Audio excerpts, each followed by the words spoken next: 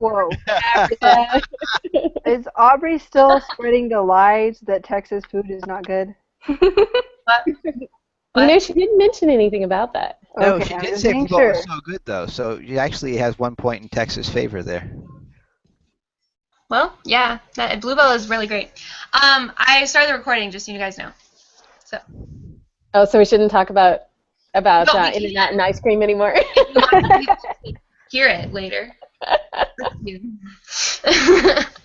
That was me just being like, I've now placed the burden on your shoulders. Have fun. Okay, so everybody be Thanks, quiet. Aubrey. Okay, so if I want to share my screen with you guys, how do I do that? Over on the Uh-huh. left-hand side, Any you should size? have a little Tap screen menu. share. You got it. Okay, so I hit screen share, and then, except for at the moment, I think I'm going to be sharing exactly what you're seeing. Okay, let's see. How's that? Can you guys see a black screen now? Yep. Yes. Okay, all right, there. Okay, so that's me, and I wanted to throw that picture in there so you guys wouldn't think that I was super serious or anything, because I'm not. So that's the latest mission trip to Ecuador, and I just thought We can't see. Are we supposed to be seeing something? you should see a picture by now. Nope, still see a black screen. Yeah, I Okay. think you What do you might. see now? Are you in full screen? Are you in PowerPoint or something? Let's see. Okay, what do you see now? There, Yay! now we see it. Picture. Yeah, you Okay. might have to do that. That'll work, as long as you guys don't mind that you'll get to see the whole screen. You're so cute. Look at your cute picture. Aw, I love it. That's what I meant by like I'm not into this super serious thing. I think missions should be fun, and I have an awful lot of fun doing it. So yeah, Aubrey asked for a little bit about how I got started with missions. So I'm the director of Global Encounters, which means I get to travel all over the world with cool people like this, many of whom you probably know. And I plan short-term mission trips. I'm the primary trip planner for Global Encounters. And so that means I get to do really cool things like wear really random costumes for skits, eat fish with the heads and fins and everything else still on them, go to really cool places like these awesome pagodas, and fix random kids' fingers that are like turning all black and nasty. That was a kid's finger, not a team member's finger. Just in case you were wondering. We don't believe in smashing team members' fingers, if at all possible.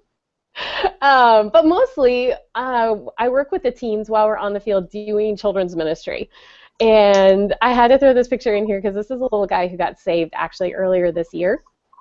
And he was like the biggest problem kid at one of our kid programs in Asia. We're out in the middle of nowhere, and most of the kids there speak tribal languages, and we found out he didn't even speak the same language as any of our translators. He spoke some other tribal language, and he was hard to communicate with. He was being a pain in the neck, and this one night he just sat down next to me, and I'm like, well, we can't talk, so we'll go with that. You know, communication is like at least 60% nonverbal, so we'll try other options here.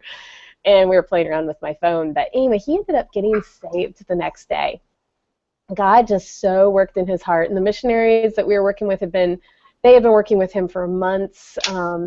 He'd actually been living with them for a little while because his dad was trying to kill him. His dad literally hated him. And so just stories like that is what keeps me going back with team after team. So anyway, that's a little bit about what I do, and let's see, how do I switch back so I'm not sharing my screen?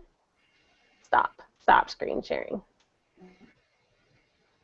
Okay, are we back to where we can all see each other now? Yep. Okay, all right. So anyway, as far as how I ended up doing this job, I feel like I'm a little bit of an accidental missionary. I never intended to be a missionary. My job included a lot of other I don't know. I had lots of other job plans. And, okay, why does this still say stop up here at the top of the screen? I don't know why. Okay, well, anyway. So I went on one mission trip. My idea was I was going to take a group of teenagers I'd been discipling on a mission trip, and I went on that one trip and kind of fell in love with it, both because I saw the kids who got saved through the work of the team, and I saw what it did in the lives of the team members themselves. And I came home and I was like, well, that was awesome. I should plan another one. So I planned another 4 mission trips the year after that, and then I planned 6 mission trips the year after that, and then I decided maybe this thing was becoming a full-time job and I should change jobs. So I ended up starting Global Encounters, forming a nonprofit, and getting it going as a mission organization. And I can talk more about kind of what was the niche we were trying to fill with missions in doing that, because there was a very specific aspect of missions that I wanted to work with. So anyway, that's a little bit of how I got started in it, and there were a couple of topics that were mentioned for discussion today. So I'm going to talk a little bit about how to prepare to be on the mission field, how to communicate and build relationships even if you don't speak the language, which is going to be most of the time unless you're like multilingual, and how to get the most out of your trip. And then some people are asking, why short-term missions? And is that really a good use of your time and money? And why is that a good thing to do? So I want to get into that and address that too. So quick rundown on how to prepare if you're thinking about going on a mission trip. First thing would be develop your own walk with God. I tell team members all the time, like, kids see through fake. They see through fake really fast, and teenagers see through it even faster. And if you're not living a life in fellowship with God, they're going to see that you're talking about what you don't live. So the first thing would be live the Christian life at home. Learn to pray. I feel like at home you have options. You know, if your car stops working, you can probably borrow like a sibling's car or your parents' car, or you can rent a car or something like that. If the one vehicle that you have in a foreign country stops working, like the flat tire that we got halfway between somewhere and nowhere in Ecuador, you just either you pray about it or you sit by the side of the road and eat ice cream, which we kind of did both. I mean, the tire went flat right outside an ice cream store, so we knew how to fill the time. But I've had other times where, like, literally the car just dies in the middle of nowhere. And you're like, well, I guess we pray. And I've never seen God fail to take care of the team and to provide for us when there were no backup options. And that's, like, here I feel like we've got option A, B, C, D. Like, you can run through the whole alphabet of options. And on a mission trip, you've got option A is everything worked according to plan, and option B is God works a miracle. And you kind of spend a lot of time living option B. So develop skills. If there's things that you're interested in, I have seen God use just about every skill you can imagine on the mission field, including hair cutting. I have one friend who loves to go on mission trips, and she's a hairstylist. And she's like, yeah, but God can't use me. Like, how could he use this skill on the mission field? And she ended up giving the pastor's wife and the pastor's daughter a haircut at this one church where we were. And it just totally built a relationship with them and opened up doors for her to talk with the pastor's daughter, who was a teenager and, you know, kind of struggling and needed a friend. And I was like, and you thought God wasn't going to use haircutting on the mission field. So, however, warning, if you ever offer to give haircuts in a refugee camp, make sure that it's not also 100 degrees, 90% humidity, and the wind blowing. You'll end up covered in hair. It took a really long time to get all the hair off. We were like wiping off our faces. It was gross. So, but then my biggest suggestion with preparing is don't take forever. Like, get out there and do it. Go to the mission field, see what it's actually like. You'll learn a whole lot more about what you need to do to prepare if you actually go and see it. So don't take forever to get there. Like, yeah, take some time to, you know, make sure that you're right with God before you go, but then go, because you'll discover what more you need to learn by being there. And then after you go, then you can come home and decide, like, hey, do I need to learn a language? Are there skills that I could take? Like, I mean, I watch someone like Eddie playing instruments on the mission field and drawing a whole crowd of kids, and I'm like, man, I should learn to play something other than the piano. Piano's so not portable. So you might come home and be like, I'm going to learn how to play an instrument that I can take with me. Or, wow, I saw this person could speak Spanish and they could communicate, and I want to be able to do that. Or, I mean, it could be something really simple like, hey, face painting is a great way to connect with kids. I'm going to learn how to do that. Or really involved, like, I'm going to learn how to teach English as a second language.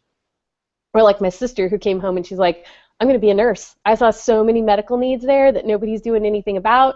There's kids that could die there because someone doesn't just take care of a simple infection like that smashed finger. And she's like, I'm going to be a nurse. And she is now. She's a nurse. She's working in an ER, and she's leading our medical team this fall. So, and then learn to be relational. Learn to love people. People are the same all over the world, and if you can love people and relate to them here, you can love people and relate to them in any country.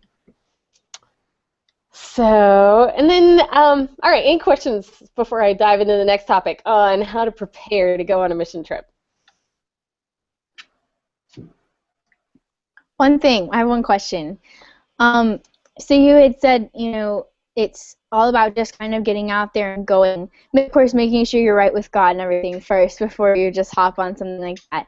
But do you have to be specifically called to go, or can it be more of like, you know what, I need to do this? God's not saying go to the DR or something, but is it wrong to just take it on yourself and kind of run with it? Because I've thought about that. Like, it sounds fun, like adventurous to just go on your own, but does it need to be actually God in your heart, like, do this?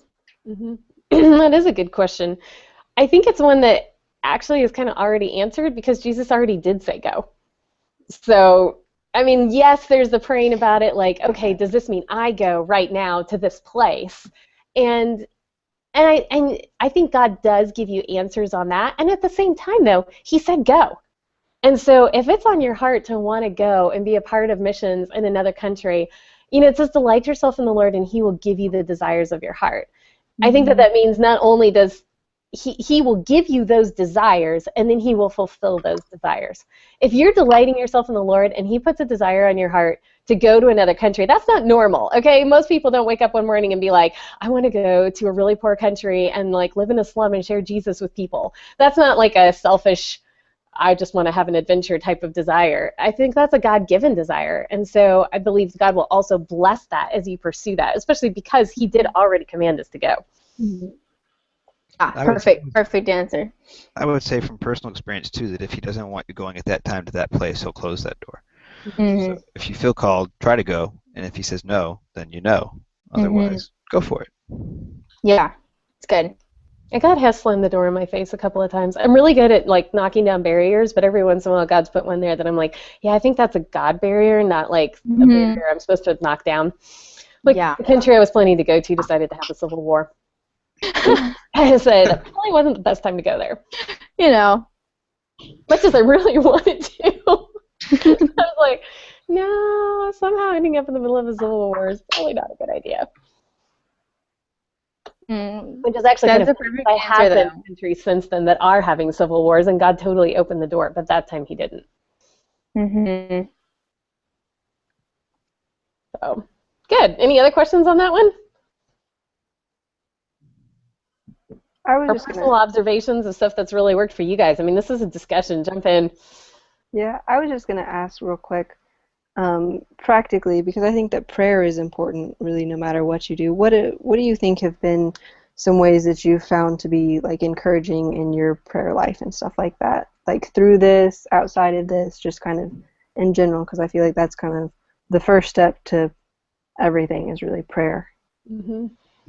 I think one thing that's really helped me is seeing that prayer does actually make a difference.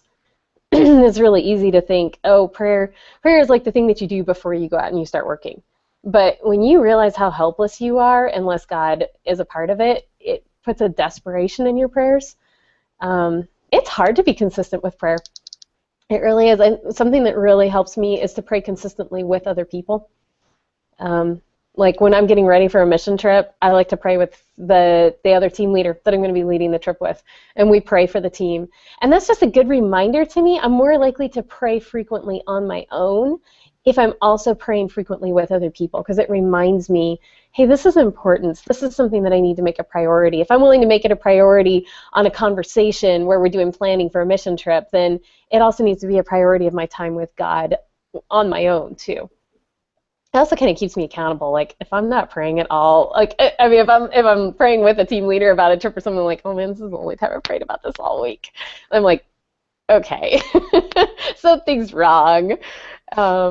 it also helps, like, when I tell people that I'm going to pray about something, I make sure that I'm being honest, that I really and truly am praying about it, that I'm not just like, oh yeah, I'll pray for you. I don't say that unless I really am going to pray for them.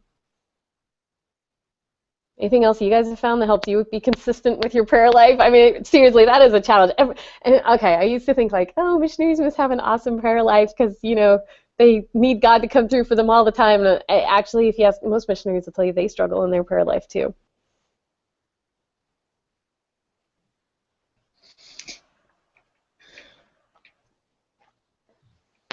Yeah, those are some really good suggestions, but I had a question I was just thinking. And I've never been on a missions trip per se, like one that goes out of the country or even really, even out of my state, really. Everything I've done has been pretty local. But when I think about going and doing something in a different country, I think, wow, that's a big step. There's a lot invested in that. You have to take your money, you have to take your time, and then, I always think about, well, what comes from that?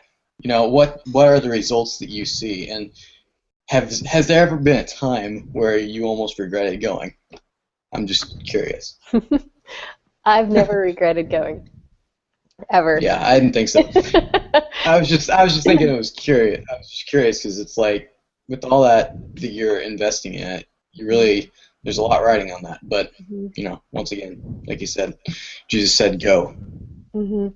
Yeah, and we can. I do want to talk about that. Someone's like, okay, is short-term missions a valuable use of your time and money? Because that's a valid question. I mean, it's an investment usually of a couple $1,000s to go for 3 weeks to a month, and that's a significant investment of your time and money. And is it worth your while? And is that a good use of resources? So yeah, I definitely want to. We'll actually take a chunk of time and talk about that. Cool. With regards to the prayer thing, I know a lot of times when I think I need to talk to God the most, I find myself reaching out to friends. So I'll go for a long walk and call a friend. And without fail, when that happens, I'll call a friend and they won't answer.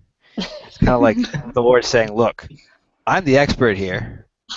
The best they're going to give is my words through them. Talk to me. I'm right here all the time. So I think it's just that reminder when I reach out to a friend and can't talk with a friend to go back to God. And sometimes to ask myself, why am I calling this friend? Is it really a question I should be asking them? Mm-hmm. That definitely helps me grow on my prayer life. And then something else I try to do too is if I say I'm going to pray for a friend, like, I'll be praying for you for that. Like, I pray right then. Because I know if I say I'm going to pray for that person later, it doesn't always happen. And it's really easy to type, I'll be praying for you. It's really hard to remember that evening or that afternoon or whatever to pray for that person. So just we've got a direct 24/7 line to the God of the universe. You can pray right then. It's not a collect call. Just that reminder that you literally can do it right there. Mm-hmm. It's easy to put it off, though. Yeah. I was in Romania working with a team, and I took them to the main, it's kind of like their version of the Vatican. It's like the big headquarters of the Romanian Orthodox Church. And I watched as people were standing in line to pray to icons. And they would go up and, bow in front of the icon and kiss the icon. And, I mean, one part of me was like, ugh, so many germs, like, gross. I wanted to take out hand sanitizer and douse everything.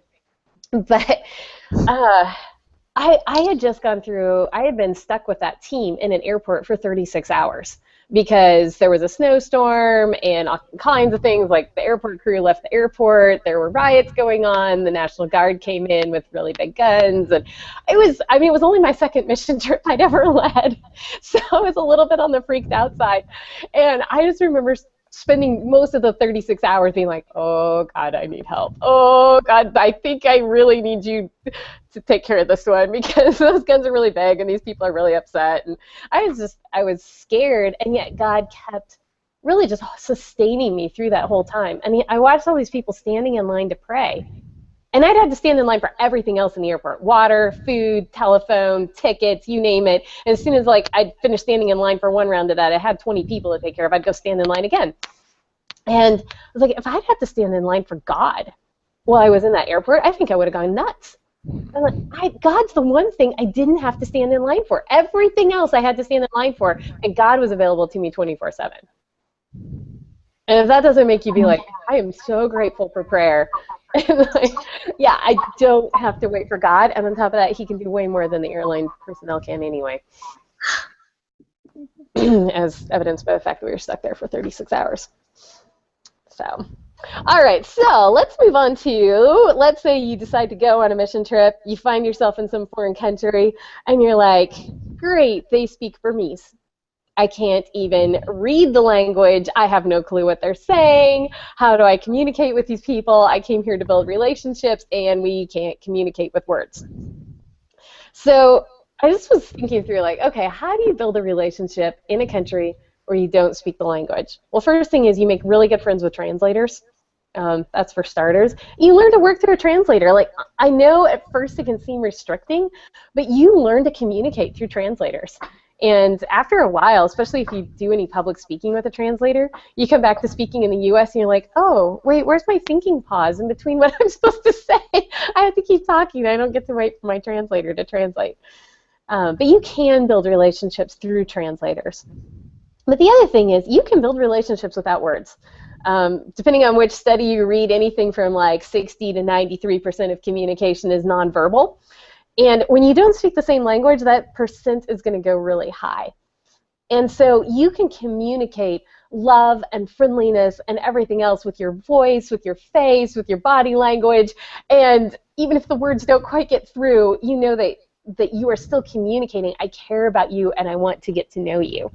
But then you can do a lot of things like having fun with kids, just doing activities with them. And the way we do our kids programs on mission trips, there's a lot of communicating through doing crafts with them and games and stories where you have someone translating the story. And a lot of it is spending time with the kids. And like one of my friends likes to say, kids spell love T-I-M-E. They spell love time, and time equals love to kids. And when you think of the people who spent time with you when you were a kid and enjoyed it, not just like, oh man, I'm a paid babysitter who has to spend time with these little brats. I mean, you didn't appreciate that, but the ones who were like, yay, we're going to have so much fun, this is awesome. I remember a babysitter like that, and we loved it every time she came over. It was because she played with us. She just spent time with us. She'd draw on the chalkboard with us. My little brother tells me some of his favorite memories were when we would sit there and build Legos. It was like building Legos. And he's like, yeah, you built the most awesome Lego forts with me. It was great. You don't have to speak the same language to build awesome Lego forts together or paint together or whatever. You can build relationships without using words. You can also get down on a kid's level. Like, talk to them like on their level. Even if they don't understand all your words, you're communicating, I'm here with you. I want to be with you. I love you. I'm right here on the ground with you. I'm getting dirty with you. This is fun. You can also learn to have no inhibitions. Oh, I should show you the pictures for this one. Okay, I'm going to do screen share again. I'm going to go back to sharing my desktop, I guess. Okay. Oh, here we go. See, this is having fun with them, playing with them, getting on their level, laughing with them. Okay, no inhibitions. You may or may not recognize some of the people in this boat here. We were telling a story about Noah, and the story of Noah is all about sound effects and hats. So there are a number of CP students in there in that boat with the kids. There's Connor. Eddie. Superman. There's Victoria. Eddie. I'm glad you didn't get video of that because the audio would be somewhat embarrassing this time. They're all in there making animal noises with the kids. It was great, and I'm like squirting them down with water for the rain. Like, you just have to learn to have no inhibition. It was pretty epic. This is the best Noah story ever. See, that's what iPhones are for, to record that stuff. Yeah. Well, I actually. I would have been smashing that iPhone. I want to see that video. Oh, and honestly, just taking the time to sit with a kid and put your arm around them and let them know that you've got time for them, that means a lot. I was a little girl. She was just tired. She was just kind of tired and crying, and so Bianca just sat there with her, put her arm around her. They just just sat there together, and the little girl loved it. And okay, I had to throw this one in because, like, we all realize this on like an adult level that just doing crazy stuff together is fun. There's a reason why they don't build swings like this in the United States anymore. It's probably because we'd all kill ourselves. But that's most of the team piled onto this one tire swing. And I'm taking a selfie of all of us. Yeah. We're like, I think it's going to break, guys. No, it's not going to break. Yeah, I think it's going to break. Creak, creak, creak. So, okay, back to screen here. But it was a fun thing that we were doing as a team. Didn't require any communication other than like everybody's yelling like, get on, come on, you gotta get on too. And then, you know, whoever's not on is like, oh my goodness, I'm gonna die. But it was a fun team memory that totally built friendship, even though it didn't revolve around like any deep communication of serious topics. We were building relationships and having fun together, which then results in being able to really share our hearts with each other later and have those deep conversations. And that's where, if you can build that relationship with a kid, then you can grab a translator and sit down and share the gospel with them. Like that little guy that I showed you, those crazy pictures that we took. No, I wasn't sharing the gospel with him then. We were just having fun hanging out. But I was building a friendship with him that then led to one of the team sharing the gospel with him the next day with a translator. Because every single person on that team had been working to communicate love to that little kid. It was like the team project because he was so hard to work with. Like, we will communicate love to him. So those are some things just that I have found that work really well for building relationships and communicating love when you do have to work through a language barrier. And sometimes even when you speak the language. I mean, I do speak Spanish. I can communicate fairly well in Spanish. And if you can learn a language, I highly recommend it. But even then, even when I speak the same language, good grief, sometimes even when I speak English with people, there can still be communication barriers. There can still be cultural barriers. Like this one time that I told a pastor that we wanted to provide lunch for all the kids at this kids program in the slums. And lunch to me was like, okay, well, great, we'll bring sandwiches and juice for everybody. Well, I didn't realize in that country, if you say lunch, what you mean is like a hot meal. And so they literally went out and fixed a hot meal for 500 kids and then charged us for it. That was a really expensive mistake. And I was like, so tomorrow we're providing a snack. They're like, oh, you mean sandwiches and juice? I was like, yeah, I mean sandwiches and juice. Which also meant that the whole thing went a whole lot smoother because it took like hours to feed all those kids a hot meal. So miscommunications can happen even if you speak the same language. That pastor spoke English, I spoke Spanish. I mean, we could each communicate in the other person's language, and we still managed to miscommunicate. So there's a lot of things you can do to communicate love and acceptance, whether you speak the language or not. Any questions on that? Do you ever find, like as you have to learn these other ways to communicate with them, like, is there some advantages or, like, ways it stretches it and grows you in ways that you don't expect? Because, I mean, we think, I guess, I mean, you were saying a lot of communication is nonverbal, but when you're really forced to use that form of communication, just, like, yeah, what are the advantages and, like, how's that stretched and grow you and taught you? Mm-hmm. Well, in a very practical way, you discover that your face can contort itself into expressions you never dreamed possible, and so you see the picture of yourself later. You also find that, like, you can do way more hand gestures than you ever thought. You were like, oh, I mean, I don't want to, like, no. It gets you outside your box. You get bigger gestures and bigger facial expressions than you ever thought that you would find yourself using just because you're trying so hard to communicate. It also pushes you to pick up some of the language if you can. I mean, even if you can pick up half a dozen words, that's half a dozen words more that you can communicate than you did before. So it's pushed me to learn to communicate better. When I went on my first mission trip, and I was in a skit for the kids and realized nothing that I said was going to communicate at all because we only had one translator, and she was translating for the guy who was actually telling the story. I'm just acting in it. And I realized nothing that I say is going to make any difference. Only what I do is going to make a difference. And I started coming up with all sorts of ways to communicate emotion and, whatever was going on in the story with just my face and my body language. And I found out, oh, you can do that. Like, there's all kinds of ways. I mean, you start going like this and like, oh, wow, that person's really nervous. You don't have to say anything. It's amazing how you can communicate emotion. You learn to do that. But you also learn, you stretch your mind a lot to pick up emotions. To pick up words in the language as much as you can. So I got as far as, hi, how are you, how old are you, and what's your name, in Burmese. It's a really hard language. It took a while to pick up that much. But at least I can start a conversation with a kid, enough to tell them, hey, I care enough about you, at least I'm trying. Mm-hmm.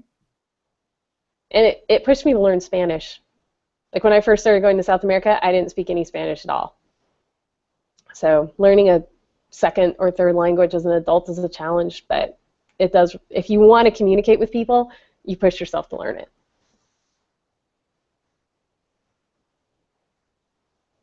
Any other questions or comments or suggestions of what stuff that you guys have found that works?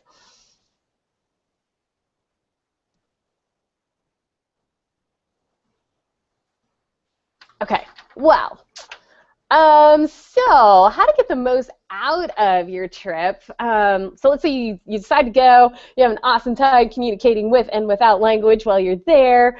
You get to hopefully lead some kids to Christ while you're there.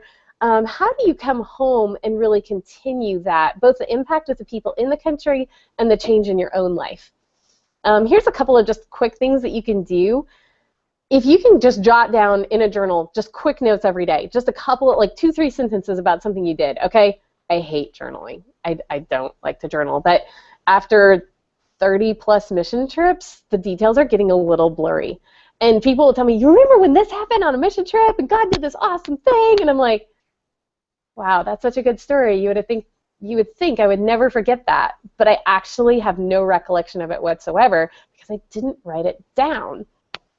So either take quick journal notes, or I use pictures to help me remember stories, but then I need to actually jot down the story when I get home so I don't forget it. And then learn to tell your stories to other people.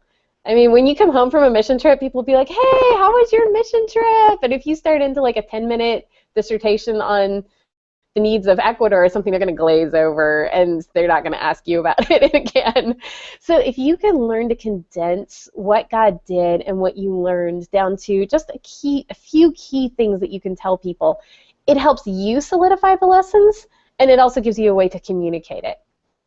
I find I remember what I communicate to other people.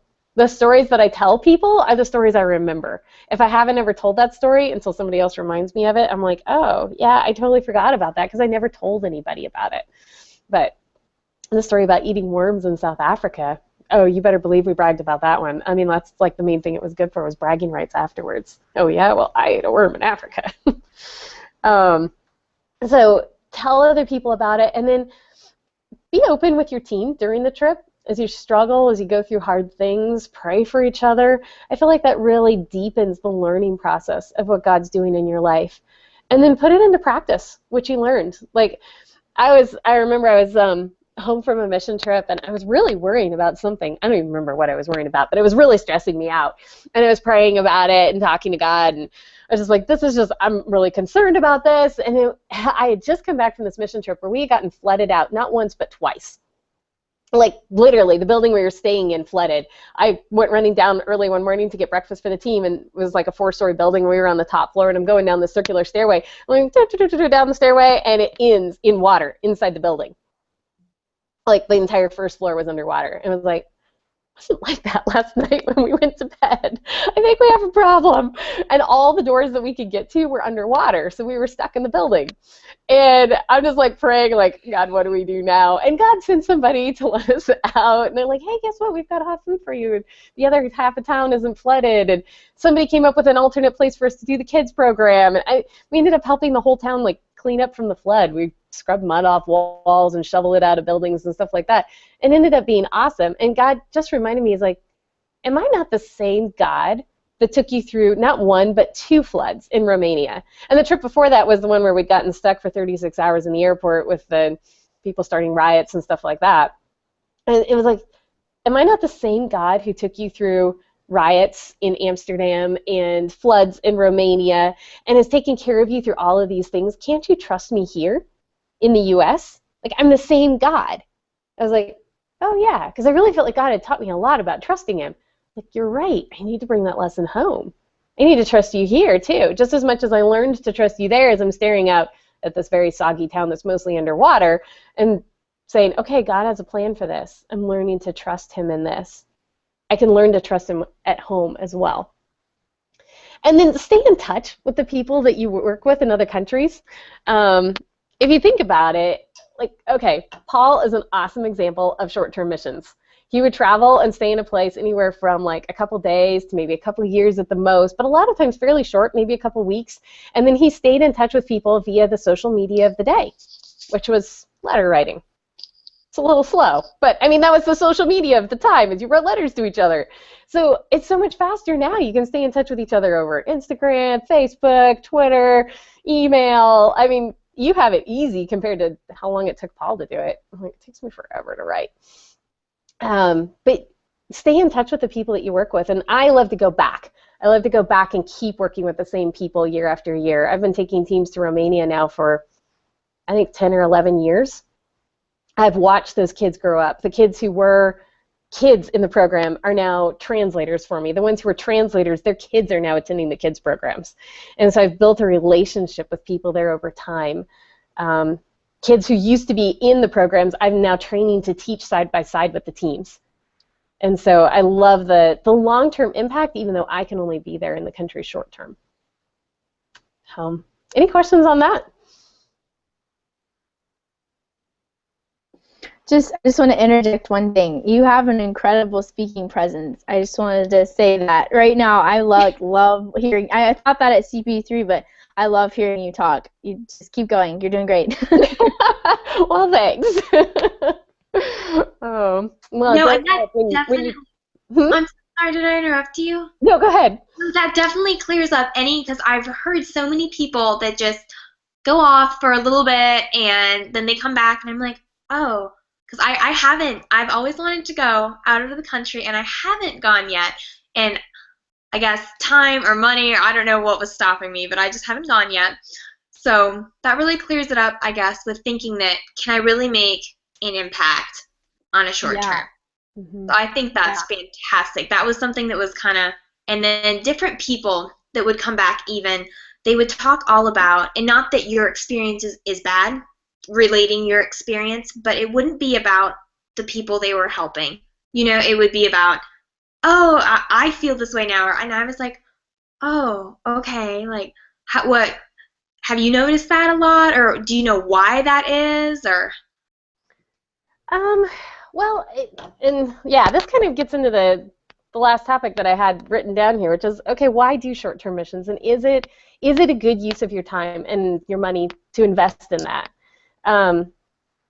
So, yeah, short-term missions, and I would say the same thing about long-term missions. I would say the same thing about indigenous missions, because those are all different types of missions that, you know, some people will be like, oh, you shouldn't do short-term, it should only be long-term, and other people will be like, oh, no, it shouldn't be cross-cultural, it should only be indigenous. There's like all these different, you know, different arguments for one side or the other.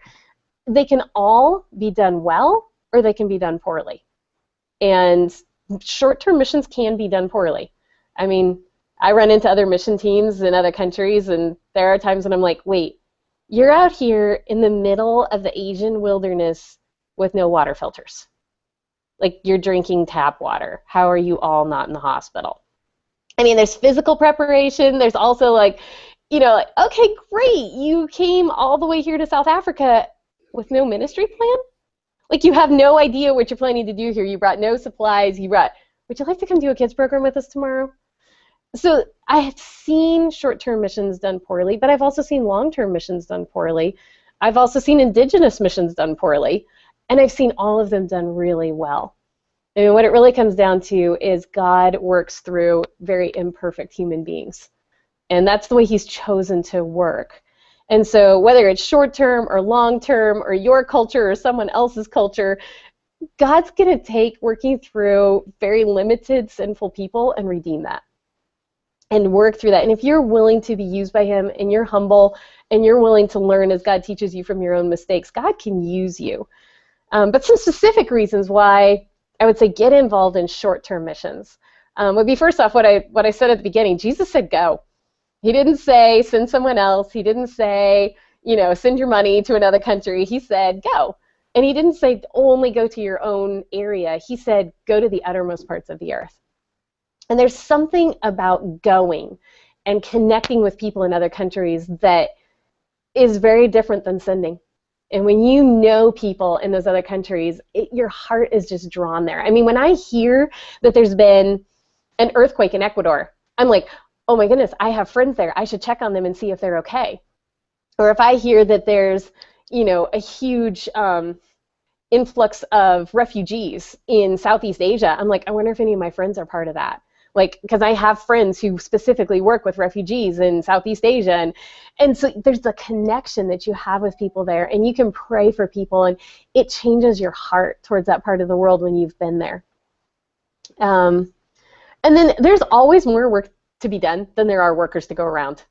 It doesn't matter if like every single Christian in the United States all of a sudden decided to up and go to another country to share the gospel someplace else. You know what? They would never run out of things to do. There would always be more needs. And so you don't have to feel like, oh, I'm taking a job away from someone else to go and help. No, there's always more needs.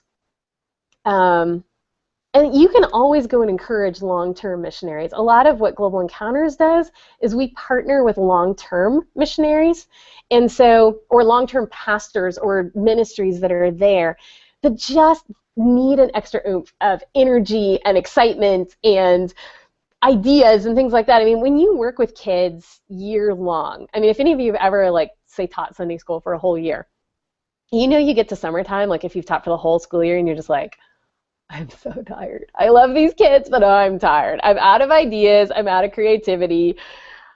Someone else needs to take a turn for a little while.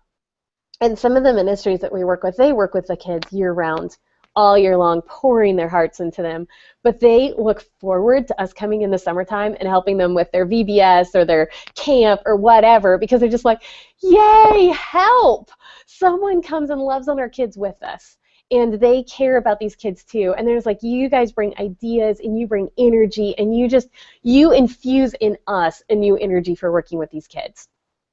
And they tell me like all year long, they're like, the kids are so looking forward to you guys coming back and doing camp. Like they're staying motivated. They're like one ministry that we work with, it is their motivation all year long for staying in school and attending church and all of that, because if they do that, this ministry will pay their way to camp.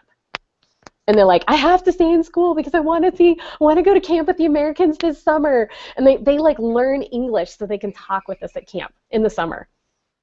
So you can be a support to the people that are there long term that you can't do if you're there long term. Sometimes you just need an outside infusion of energy. I don't know, it's kind of like coming in and being the Starbucks drink for the missionaries. They're like, I need more energy. You can be like, yay, let me come in and be your Starbucks drink. And then short-term missions done right can really have a huge impact on the life of a child. And just to give you an idea of kind of how we do it with Global Encounters, we do projects that fit the skills of our team. And so a lot of what we do is children's ministry and teen ministry, because that's something that if you've got a willing heart and you want to be involved with people, you can do that with some training. And we train the team to be a part of it. It's not like going to build a house or a hospital or something like that where it's like, well, if you have no experience in construction, what good are you? Well, unless you're helping someone who knows what they're doing, probably not a lot. We also focus on projects that don't take away from jobs for the locals. That is one area where I feel like, yeah, going and doing something that they can do for themselves, like, building something or digging a well or something like that, unless I could go and teach them how to do it, which, by the way, wouldn't be my job because I don't build anything, but like I have an uncle who's a general contractor. He goes to other parts of the world and he teaches people his skills. And that's an awesome mission trip for him, but that's because he can teach that skill. But with our teams, we're focusing on things that they don't take jobs away from the locals. They build relationships. They're fitted for the skills of the team. And then they're requested by people in the country. Like they actually tell us, like, please come and do this. Like, wait, no, you have to come. Like, we have to have you come. Don't even tell us that you're thinking about not coming because we love your teams. Please come. We also do repeat trips to the same place. Like this College Plus team that I took to Ecuador, that was the 7th team that I'd taken to work with some of those same churches in Ecuador. And there are long-term relationships built there. And then we train local team members to work right alongside us. Like our final team picture where we're like all wearing our team shirts is the team plus all of our translators and our bus driver. We give him a team shirt too. He thinks of himself totally as part of the team. And that's how we want it to be, that like our teams aren't just like, oh, here come the Americans. It's like, no, here come the Americans and the Ecuadorians and the bus driver and everybody else. It's like we're all part of the body of Christ. And that's part of what going teaches you, that it is part of a body. And if you never meet part of the body of Christ, if you're like, well, no, I'm just going to send somebody else to, minister to that part of the body of Christ, you're robbing yourself of getting to be a part of their lives and a part of the relationships there. And then really what I was talking about looking at the biblical model of missions. If you look at how missions started, it started with short-term missions. I mean, honestly, if you look at Jesus, it was short-term. A lot of what he did, he'd go and he'd preach in a city for a day, for maybe a couple of weeks, and he'd move on to the next one. And then you look at Paul, and he would be there for maybe a couple of weeks. I think the longest he ever stayed somewhere was like 2 years, unless he was in prison, and then he was kind of stuck. Even look at Philip. Like, if you want to say short-term missions, I mean, Philip had like the most short-term mission experience I've ever heard of, which is God basically told him, go walk through the desert. He meets an Ethiopian, shares the gospel with him, baptizes him, and God like teleports him to someplace else, which I think is way more efficient than airplane travel. I would definitely take that as an option. If someone just like pick up my whole team and drop us there with all of our stuff and not lose any luggage on the way, that would be awesome. So I just see that short-term missions is part of how God has been working through all of history as a way to get the gospel to people. He's also been working through long-term. Like, I am totally 100% in favor of long-term and supporting long-term missionaries. I mean, they're my friends. They're the people I go visit, in the countries and spend time with. Totally in favor of indigenous ministries as well. I mean, most of the people who host teams in South America are from South America. That's their home. That's their culture. So that's kind of my take on short-term missions and whether they're a good use of your time and money. I would say, in my experience, definitely. Can they be done incorrectly? Yes, they can be. I've seen it done poorly, but I've also seen it done really, really well. And I've seen it change the life of a child. I've seen it change the lives of some of our translators. We had one translator in particular. He was actually a pastor's son.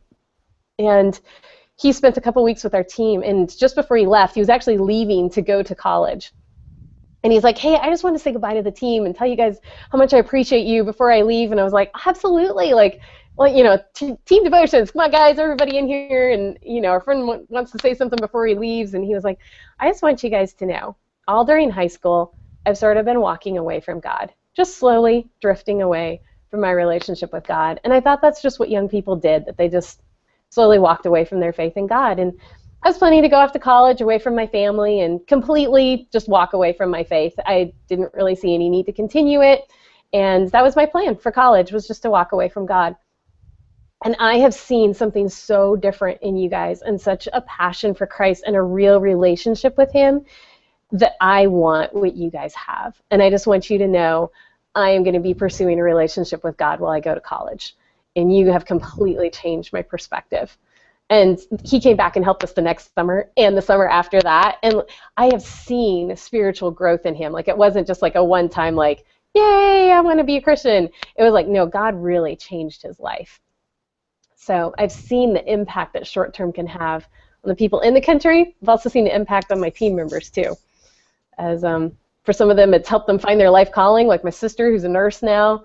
Other people, some of my good friends are now missionaries in foreign countries all over the world, as God has really called them into that full-time. Others have taken it and gone full-time with ministry here in the U.S., or other people, it has inspired them to pursue a secular job with a passion for the people that they're involved with. So I've seen it change both the people in the country and the people on the team. I know there were on those Shipley's, you said something about the chain of love that I thought was really apt, because it changed the way that I'm going to try to explain short-term missions in the future when people complain about the lack of long-term discipleship with short-term missions. Can you hit on that really quickly? Sure.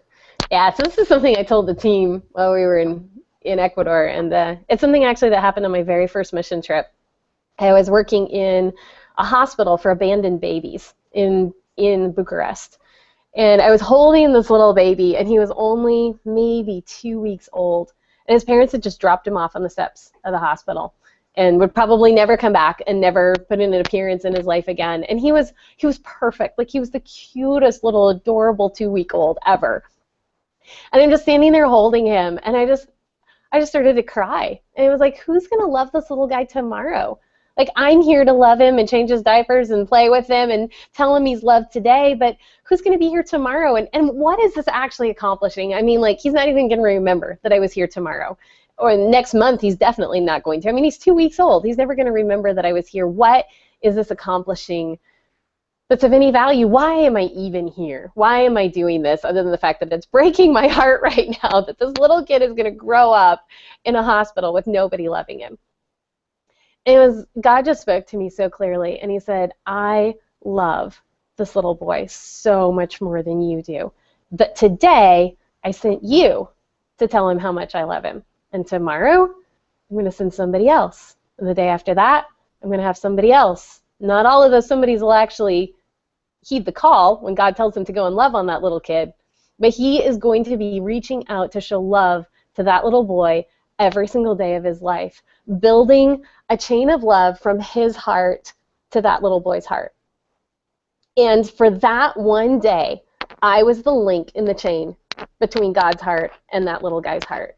And the next day it would be somebody else, and the next day after that somebody else, until God had built that chain and that little boy knew how much he was loved by God.